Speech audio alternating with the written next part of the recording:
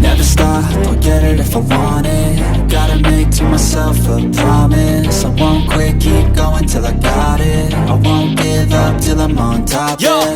no, I ain't the type to give up. If I do something, man, I do it till I get what I want. I turn a business out of nothing into something I love. I got a poker face, but honestly, I'm not one to bluff. I flip a switch, never miss, man, I always stay up. Don't let them see you, bitch, always have a plan to stay tough. This life ahead of you ain't easy, it was built to be rough. But that's what makes a personality, is tragedy, bruh.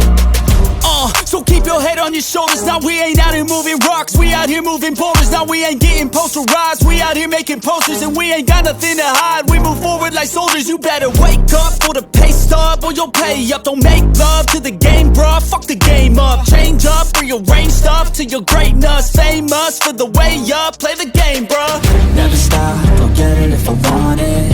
Gotta make to myself a promise. I won't quit, keep going till I got it. I won't give up till I'm on top, yeah. You know I'm always honest, there ain't no way I'm ever stopping. I won't quit, keep going till I got it. I won't give up till I'm on top, I'm always flirting with pain, she like to hurt me and maim. I'm always working to change, but she's still lurking the same. I keep on building a dynasty while the haters be trying me. But they hate from inside, you see, hate themselves in society. So I let them speak quietly while my actions speak wider. See, they be hiding in privacy with the screen. Oh, the irony to hate someone who's trying to be whatever they would like to be. We all feel the anxiety, we make our own rivalries.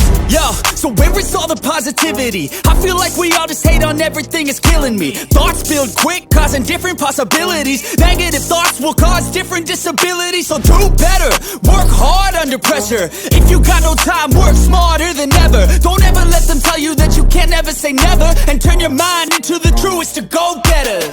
Never stop, I'll get it if I want it.